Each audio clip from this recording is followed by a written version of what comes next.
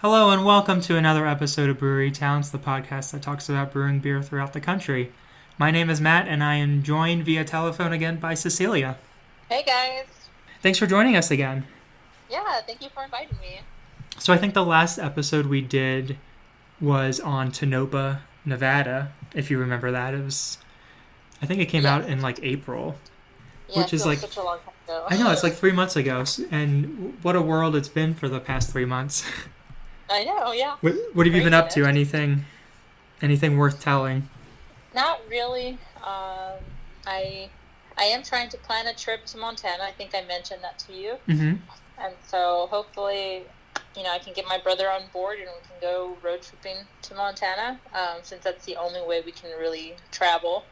So I think that's the most exciting thing. So, Well, that'll be fun. And I actually picked this location based on that trip. I think you can actually stop here on your way to Montana. oh, sweet.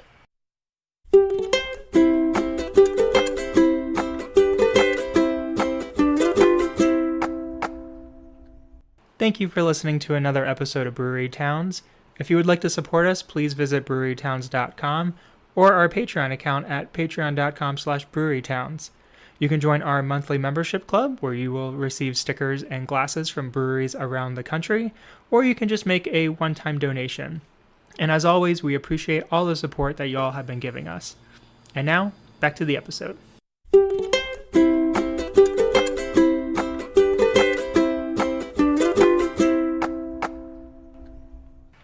So the city that we're going to talk about today is Casper, Wyoming. It's about 4 hours from Denver. I haven't been there yet. It's like on the list to go. But Okay. it is the county seat of Natrona County, and it's like central eastern Wyoming. I would describe it. I haven't seen anyone else describe it as that. But if you look on a map and you say central Wyoming and you go to the east a little bit, that's where Casper is. Okay.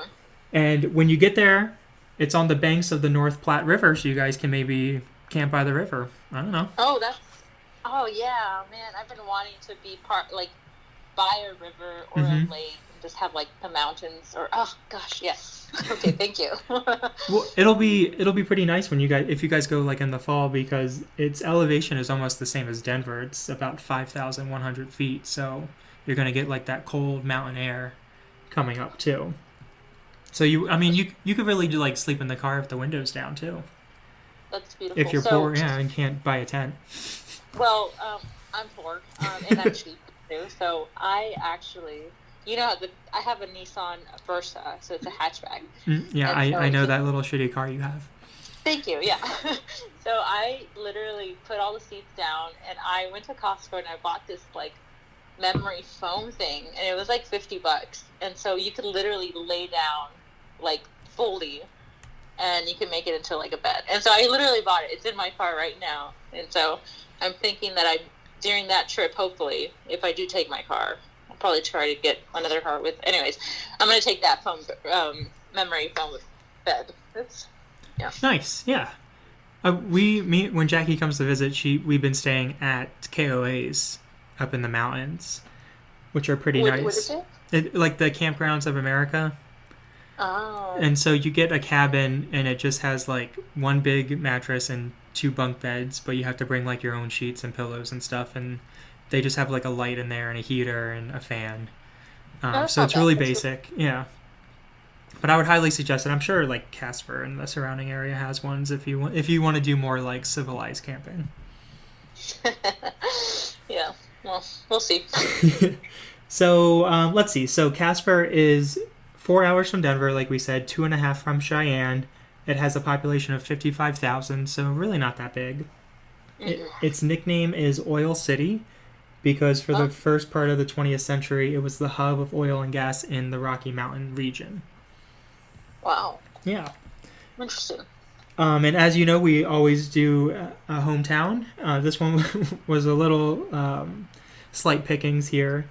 But one hometown is a man named Tom Browning. He was a pitcher for the Cincinnati Reds, my favorite baseball team in the 1970s, but I can guarantee most people have never heard of him. But if you go to Cheyenne, a lot of the places there are named after Dick Cheney. Is And Dick Cheney Dick from? Cheney, he's not technically from there, but I think he has like roots there. Oh, So okay. like it's not his hometown per se, but it's worth mentioning. I see. Okay. Okay, ready to get into some of the history. Yeah, let's jump into it. Okay, so the area was first settled in 1859 when the Platte Bridge Station was constructed. So a lot of these places west of the Rockies, when people were coming from the Oregon Trail, they were getting attacked by Native Americans. So Mm-hmm. they set up these stations as like protection for these travelers that were coming along. And one of Makes them sense. was in Casper. And Lieutenant Casper Collins was actually killed by Native Americans, and that is who Casper, the city of Casper, is named after. But Wow. it's interesting because his first name is spelled Caspar, but the city is spelled with an E, Casper. So the poor guy gets killed and gets a name after him, city named after him, but they don't even spell It's it right. butchered. Yeah, I know. So troops eventually left, and then the railroad came in, and that's when the city started to boom. So in 1900, there were only 900 people living there, but by 1920, there were 11,000. So it's not like a boom town like with gold or silver. It was kind of one of like those slow building Hmm. western towns, we'll say. And it's still pretty. I mean, it's a decent size too. 55,000, yeah. Now, I mean, for out in that region, it's one of the biggest cities. I think Cheyenne, the capital, only has like 65,000. Oh wow, yeah. Yeah. Wow. Well, I think Wyoming in general only has like 10 people living there. I know. I really don't ever hear Wyoming being a very populated state. Yeah. But it'll be a good place for you guys to visit. I mean, if you're looking for wide open spaces. Yeah, I think so. It'll be nice. So some of the city had some interesting districts. One was called Center Street, where numerous saloons were located, and rowdy cowboys and a raucous culture was said to Mm, be happening there. nice. And if Center Street wasn't your jam, you could go over to the Sandbar District, and they had saloons, pool halls, and brothels, and they catered mostly to the refinery workers, that were bringing in the oil and the gas, and the sheep herders. Apparently, this was a big sheep herding area. Oh, I know. I thought that was more of a job, during Jesus's time, but I guess right. sheep herding is a modern occupation. I know. It's like, well, what do you do? I'm a refinery man. It's like, well, I heard sheep, but I'm here. I know Just flip. it seems like the rough people would be the refinery workers, and like Yeah, the nicer people would be the sheep herders. exactly. It's like two different people. Yeah. So there was Sure. only there was only one brewery that I could find pre-prohibition in Casper, and that was the Casper Brewing Company. And it was founded pretty lately. It was founded in 1914, but it became the second biggest brewery in the state behind Sweetwater Brewery. And Sweetwater is actually very interesting. I was going to do an episode just on this town, but it was so small there wasn't that much information. But Sweetwater was founded in 1872, and it was located in a town called Green River, which is about 3.5 miles southwest of Casper, so kind of on your way to Salt Lake City. They stopped brewing during Prohibition, never started again. But if you guys go there too on your road trip, the building is still open, and it's actually called the Brewery. They don't make beer there anymore, but it's kind of like a bar and restaurant. That's cool. I hope it's open Yeah, I think a lot of things right like now. I think a lot of things in like the smaller towns are open just because they don't have the masses there to spread anything. Yeah. But then Okay. tourists like you come in and maybe bring I the know. disease and wipe out the population there. So I know. We screwed things up. Okay. Let's move on. so that was just a little tangent on Sweetwater. Now we're going to go back to Casper. Their main product was Wyoming Light Lager, and I found they had two taglines. One was Best of the West, I like that. and the other was The Only Good Time Beer, which it's like confident. I like it. The Only Good Time Beer. Yeah, it is. Best of the West and the only good time beer. Yeah. Mhm. And so they distributed across town, including inside the bar in the oil exchange building, which is where all of the business was coming in and out of in Casper. Okay, so Wyoming held out pretty longly. I don't think longly is a word. Let's start over. Wyoming held out pretty long against Prohibition. They were actually the last state west of the Rocky Mountains to go dry. Are you serious? Yeah. You would never think Wyoming. You would think like they would be the first, but they were the last It's state. a random state. Yeah, I know, and it was in 1919, so just 1 year before national prohibition. Even though they enacted Prohibition in 1919, there were still a lot of illegal activities happening in Casper, and it is known that the mayor and police chief were accused of corruption because they allowed gambling, drinking, and prostitution to happen openly in the city. Wow. Yeah, so it's kind of like one of those like Wild West towns. They just didn't really didn't really care. Oh shoot, yeah. Well, I mean, they had the Center Street, and then that's where like all the rowdy culture and saloons. Center Street and Sandbar. I like that Sandbar. name. So during Prohibition, Casper was closed during the entirety of it, so no beer was coming out of the city. But when Prohibition was lifted, Casper started brewing again, and they had some new beers. They had Casper beer, Frontier Club beer, and Hillcrest beer. And I found a really cool Hillcrest beer postcard on a very seedy website, and I'm scared to go back to it and save it. But it looked very interesting. I'm trying to find it again, but no luck. Why are you scared to go back on it? I just think it's going to give my computer a virus. Oh, virus? You need a new one.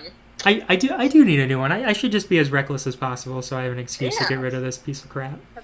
Live your life. Thank you. So they had those 3 beers, but then they got a new brewmaster in 1941, and his name was Barnard Desch. Oh. It's not a very flowy name. Yeah. And he changed Hillcrest to Casper Premium. So sometimes you'll see Casper Premium bottles, sometimes you'll see Hillcrest beer. And cool. there was an interesting quote from the Casper Star Tribune, quoting Mr. Desch. "There isn't any water that comes any better than this," he exclaims. And coming from him, that meant a lot, for Barnard Desch knows his beer. Wow. I know. I wish they wrote articles like that now. They were so just confident in these people. I know. I know. Now it's just like, well, this person screwed up. Yeah. Yeah, I know. So they opened back up in 1933, but then they closed in 1944 during the end of World War II. I think they were related somehow, even though it seems weird that they waited so long to close, because that's almost when World War II was wrapping up. So I'd like to learn a little bit more about that. But it's also interesting because that's the first time I've seen like a brewery closing because of that conflict. Yeah, actually. That is pretty strange. But, I feel like a lot of businesses, they made like different products during that time. And you never hear of breweries doing that. I guess they just kept brewing beer. Well, yeah. People need their beer. Yeah, exactly. How else will you cope? That's true. That's true. That's true. I've seen the Boston beer stock has gone up like 200% since the pandemic, and it's crazy. Well, I should have gotten it. Damn it. I know. And well, it went up originally like a year ago because they acquired Dogfish Head. So now they have like Sam Adams beer, and then they have Dogfish Head, but it just keeps like blowing up. It's crazy. That is crazy. I wouldn't have thought that. Yeah, so check it out. It's probably not a great time to buy it because it's probably at an all-time high, but maybe it'll be like Tesla and just keep booming. Yeah. I think it's a bubble with Tesla. I mean, that's another tangent. I know. It's a big bubble. Yeah. It's a big old bubble. Okay, so Casper Brewing closed in 1944, then they opened back up in 1945, but then they sold for good in 1950. And they sold the company for only $260,000 in today's money. Was it a lot for back then, I guess? Well, it was $25,000 back then, but $260,000 in today's, cash. So I feel like that's not that much for like a big brewing business. No, it's not. Huh. Yeah. I wonder if it's the location. I don't know. Yeah, I mean, and in 1950, like, that's kind of when these smaller breweries were dying out, so maybe just the value wasn't there. Okay, so we're going to skip ahead to 1988, and Wyoming became the last state to raise drinking levels to 21 years of age. Wow. Yeah, Still doing their own thing. Yeah, before that, like when our parents were, our age, the drinking age was only 19 in Wyoming. Okay, so I honestly think that should be the drinking age, either 18 or 19. I don't know. That's just my opinion. Well, I feel like it should be universal. Like if you go over to Europe, isn't it 18 over there, or is it 19? I think it's 18. It's 18. So like, what's the difference between exactly. Europeans and? That's what I'm saying. I agree. Okay. Yeah, me too. Yeah. Let's see. Okay, so it was 21 in 1988, and then in 1993, according to an article in the Deseret News, Wyoming could only sell 3.6% beer. Oh. And why? I don't know. A lot of states did this, and I know, like in Oklahoma, up until recently, in the Walmart, like all the Bud Light and stuff like that was only 3.2%.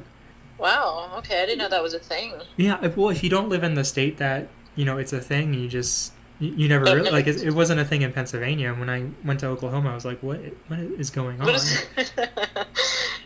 But oh wow. Yeah, but like Bud Light would brew different Bud Light for those states that could sell 3.2% beer. That's crazy, man. Yeah. Wow. So another one of those states was Utah. People from Utah wanted to go to Wyoming because the alcohol in their beer was stronger. But because Wyoming was 3.6% beer, their beer became known as 6-point beer or 6% beers. And so people coming from Utah thought that Wyoming beer was 6% and not 3.6%. So they would drive all the way up there just to get a beer that was 0.4% more. And they're like, ugh. What a disappointment. I know, but it seemed like a lot of people did that, at least in like the early 90s. That's kind of funny. And I know, I thought it was funny too. And in that Deseret News article, this was a really funny quote, I thought. Quote, "I don't know of anyone in the industry who brews 6% beers," said Janet Rose, spokeswoman for Adolph Coors Company, "or anything close to it." So that was in 1993 when people didn't brew anything close to 6% beers. And now I feel like if you go to like a brewery and they don't have a 6% beer, people are going to like riot. Oh yeah. I would see that. I could see that now. But I feel like I feel like people used to like just down beers. But now if you drink like 6, 7, 8% beers, you can only really have 2 or 3 of them before you get full. That's true. So maybe it was like psychological when people bought the beer in Wyoming. They thought it was more alcohol and they got fuller and drunker and more happy. The mind is powerful. It'll trick you. Yeah. Okay, so let's skip ahead to modern time now. Okay. The first craft brewery in Casper was founded in 2017. It was called Frontier Brewing Company. It was in an old shoe store, like right in downtown. And I couldn't really find too much information about it, but one of the products that I wanted to highlight is called Wedding of the Waters IPA 3.92 on Untapped, which is pretty good.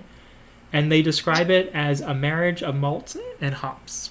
Wow. So that's why it's called Wedding of the Waters, I suppose. Yeah, like kind of plays with the theme. Yeah, yeah. So Frontier really started the craft beer scene in Casper because every year since 2017 they've had a new brewery. So in 2018, Gruner Brothers Brewing was founded, and the owners were brothers Ben and Darren Gruner. Fun fact here, Houston shout out, Darren brewed his first home brew in Houston in 1993. Yeah. Well, pretty interesting little fact. Yeah. Okay. All right, all the way in Wyoming. I know. So they are now located in the old Casper Petroleum Club, and it is a 22,000 square foot facility. So if you go to Casper, this is like the big one that a lot of people hit. This is the part I'm most excited about. Their logo is a dog standing on an old pickup truck. Oh, that's cute. I know. They sell the stickers online, and I almost bought like 10 of them, but I'm gonna wait. I'm gonna wait until we get up there. And actually buy one. Yeah.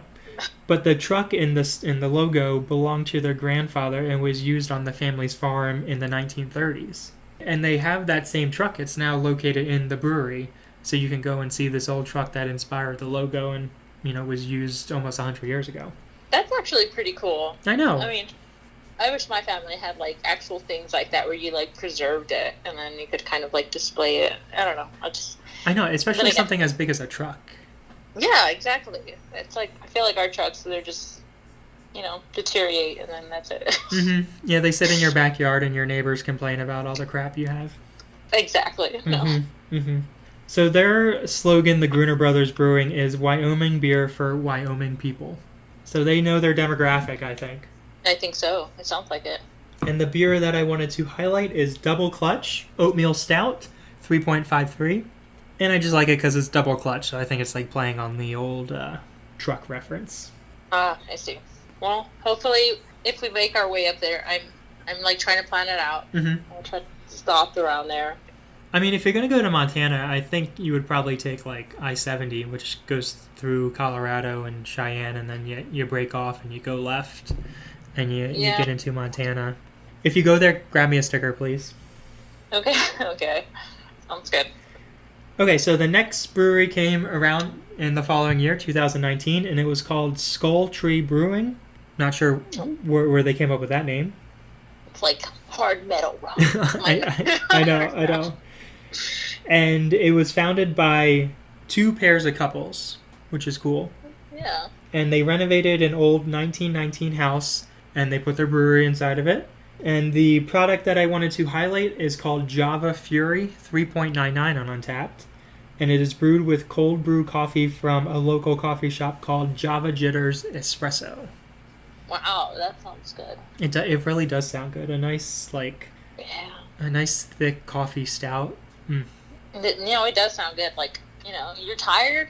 Mm-hmm. Just one of those at work. Mm-hmm. And just say it's coffee. Yeah, I mean, when you guys go up there, if you go up in the fall, it's probably going to be like 40 degrees at night, so this will warm you right up, too. You're giving me some good ideas. Thank you. Okay, so we have two more to go, and they were founded just less than a month ago.